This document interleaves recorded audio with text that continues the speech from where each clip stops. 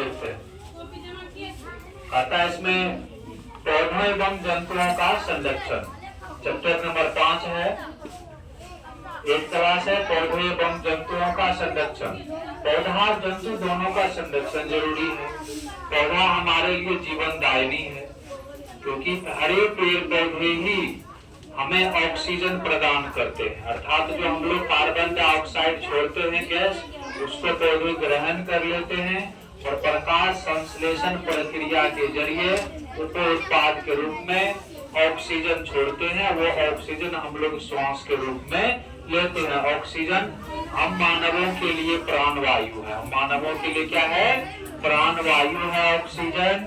इसलिए पौधे का संरक्षण जरूरी है, साथ साथ में जंतुओं का भी संरक्षण जरूरी है।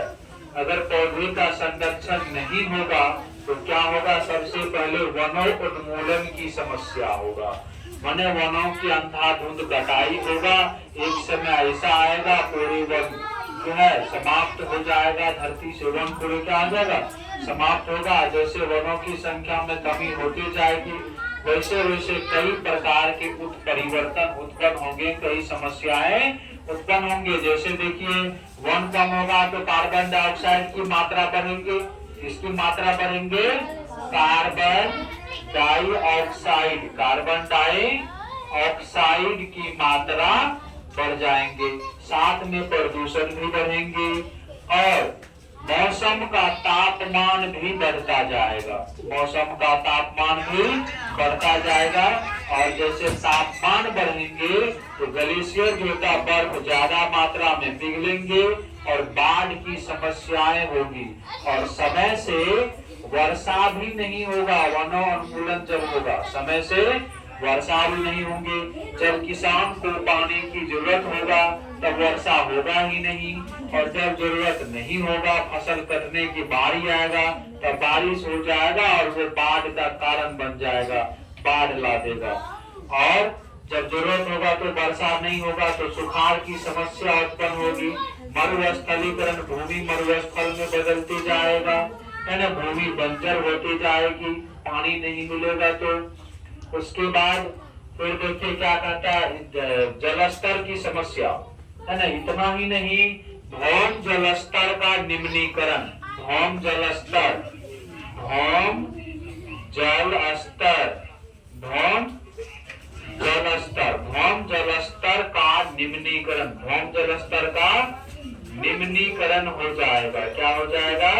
भौम जलस्तर का निम्नीकरण। भौम जलस्तर का निम्नीकरण का मतलब ये जल जो होता है 3 रूप में उपलब्ध हम लोगों को। कितने रूपों में? 3 रूपों में जल उपलब्ध है। कितने रूपों में? 3 रूपों में। समझ गया? 3 रूपों में जल उपलब्ध। सबसे पहले देखिए हम बात करते हैं सतही जल, जो इस धरती पर है। सतह, धरती के ऊपरी सतह पर जो जल है उसको हम लोग सतही जल कहते हैं। जैसे नदी, नदी क्या है? सतही जल का उदाहरण है। तालाब, पोखर, कुआं, जलाशय, चौर, बांध, ये सभी सतही जल का उदाहरण है। और हम लोग जो चापाकल से हैंड पंप द्वारा जो पानी पीते हैं निकाल करके, वो भौम जल स्तर है। इसका उदाहरण है, भौम जल का उदाहरण है। भौम जल माने, भौम माने भूमि, भूमि के अंदर में पानी है। भूमि के अंदर में क्या है? पानी, यानी जल है। और उसको हम लोग पाइप के माध्यम से हैंड पंप के जरिए बाहर निकालते हैं, तब उसका इस्तेमाल करते हैं। और तीसरा जल होता है वर्षा जल। तीसरा क्या होता है?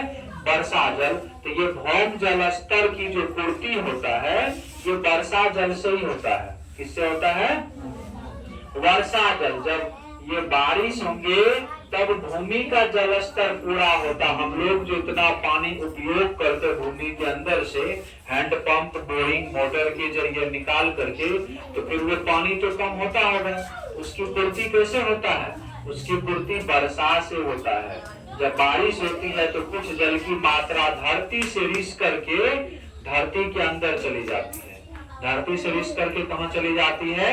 धरती के अंदर चली जाती है और भौम जल स्तर जो है वो पूरा हो जाता है। आप देखिए जब वन ही नहीं रहेगा तो समय से वर्षा नहीं होंगे और समय से वर्षा नहीं होंगे तो